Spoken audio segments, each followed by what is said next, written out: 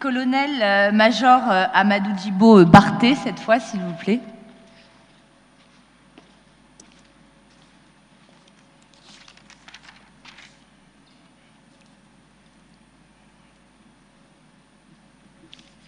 Bonsoir à tous.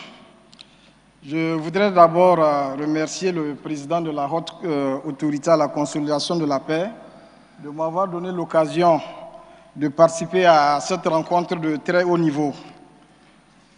Merci, mon général. Les précédents intervenants ont largement abordé les capacités d'organisation et d'adaptation des groupes armés terroristes. Je voudrais à mon tour évoquer un certain nombre de points dont la prise en compte me paraît nécessaire dans le cadre du renforcement de cette lutte.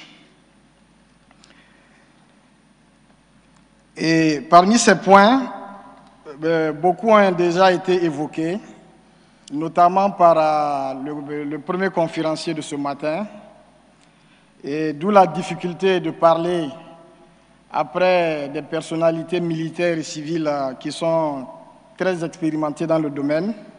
Mais vous me permettrez certainement de redire ces points, vu leur importance dans le cadre de cette lutte. Alors, le premier point, c'est l'adaptation. Une adaptation à travers un changement de mentalité, une révision organisationnelle et fonctionnelle des structures, des appareils de défense et une adaptation également des procédés de combat. L'adaptation appelle d'abord à un changement de mentalité au sein de nos armées. Pour mieux comprendre la situation, les dynamiques sécuritaires en cours, se familiariser davantage avec notre environnement et surtout accepter courageusement d'adopter le comportement qui convient le mieux à la situation. Le changement de mentalité impose aux militaires à observer individuellement et collectivement toutes les mesures de vigilance imposées par le climat d'insécurité régnant pour mieux participer au renforcement des mesures de sécurité et de sûreté. L'adaptation devra aussi concerner, comme je l'ai dit tantôt, une révision de l'organisation structurelle et fonctionnelle des unités opérationnelles. Ceci pour mieux réduire les risques d'exposition inutile du personnel et aussi pour renforcer d'autres positions en fonction des nécessités opérationnelles du moment. La complexité des méthodes utilisées par les terroristes exige de nos armées une adaptation de leurs procédés de combat. Il s'agit ici de sortir du cadre d'engagement classique pour prendre des initiatives innovantes, comme l'a conseillé le général Foucault ce matin, et qui visent à apporter des coups durs aux forces adverses afin de les dissuader de poursuivre leurs actions déstabilisatrices. Et je m'en vais vous donner un exemple d'initiative réussie. C'était en 2009. Un groupe de bandits semait la terreur dans une partie du lac Tchad, où à l'époque j'étais déployé comme commandant de zone. Et ce groupe-là s'attaquait aux véhicules, les véhicules de transport, notamment les jours de marché. Ce groupe avait placé des informateurs principalement au niveau du bureau de douane de Bosso, qui est un point central dans la région. Et ils étaient renseignés sur les véhicules et sur le contenu de leurs marchandises. Donc ce qui permettait au groupe de rançonner les passagers et de s'emparer de leurs marchandises. Et cette situation avait duré un bon moment sans qu'on ne puisse leur mettre la main dessus, puisque ces bandits étaient aussi très renseignés sur les déplacements des militaires. Les plaintes étaient quasi quotidiennes et remontaient jusqu'aux plus hautes autorités du pays. Et face au désarroi des populations et après plusieurs sorties infructueuses, nous avions eu l'idée de concevoir une opération exécutée par des militaires habillés en tenue traditionnelle, les djellabia. Ils étaient à bord de 3 véhicules de marché qu'on avait loué avec la complicité du préfet de l'époque, qui avait fait comprendre aux conducteurs que c'était juste pour une opération de destruction de vivres. Et pour ne pas ébruiter l'opération, il a fallu le jour J pour expliquer aux militaires désignés leur mission.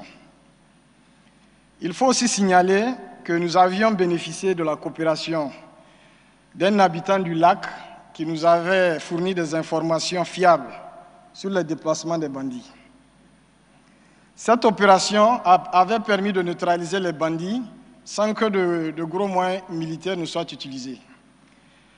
Par ailleurs, à la lumière des bilans enrichis sur le terrain, il apparaît plus que nécessaire de renforcer la sécurité des militaires et de leur position pour leur permettre de mieux protéger les populations.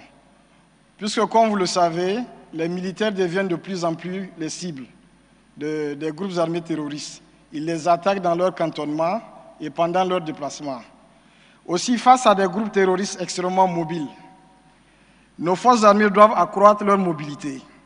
Ceci a été également dit ce matin, et adopter une posture plus offensive pour restreindre les mouvements des groupes armés et réduire la fréquence des agressions.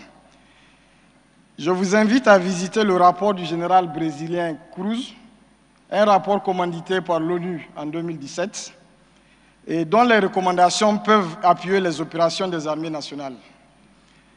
Pour que nos forces soient plus réactives, il faut également qu'elles soient dotées de la compétence technique et de capacités spécialisées, incluant des vecteurs aériens. Mon cinquième point concerne le renseignement, qui constitue actuellement une de nos faiblesses, alors même qu'il constitue un élément clé de succès. Idéalement, les armées sahéliennes doivent progresser dans le sens de leur autonomisation dans le domaine du renseignement.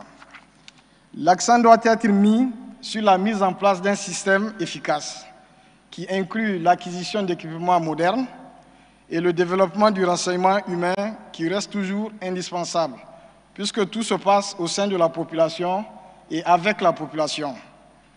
De plus, dans un monde fortement médiatisé, les opérations militaires doivent être accompagnées par une communication adaptée, une communication opérationnelle adaptée à la situation.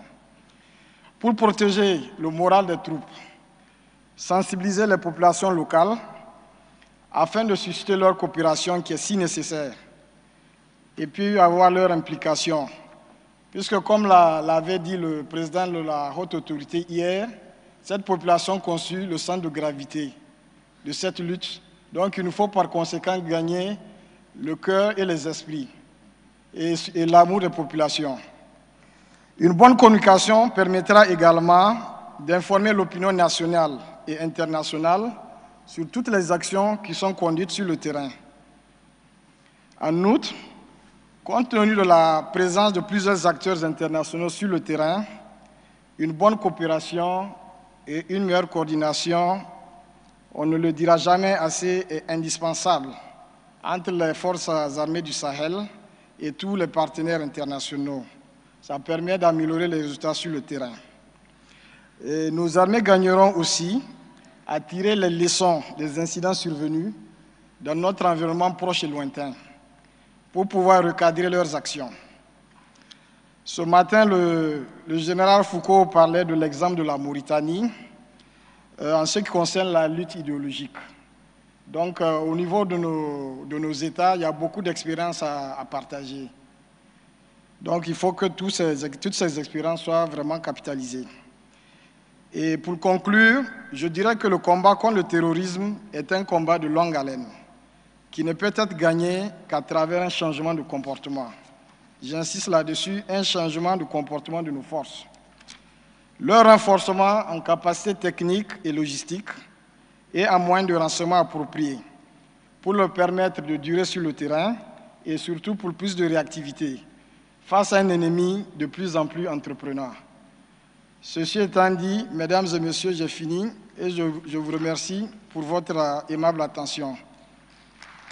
Merci. Merci infiniment, colonel-major. là aussi, merci pour cette intervention qui met là aussi l'accent sur d'autres aspects.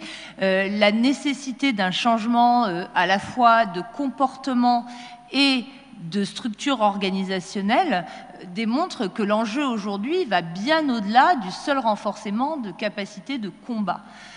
Ça, il me semble que c'est vraiment quelque chose qui fait partie des éléments qui ont été mis en avant au cours des discussions durant ces 2 jours. Et il me paraît absolument indispensable d'insister sur ces éléments. À mon avis, aussi bien au niveau national qu'international, une trop grande importance a été donnée à ce renforcement des capacités opérationnelles seuls, et également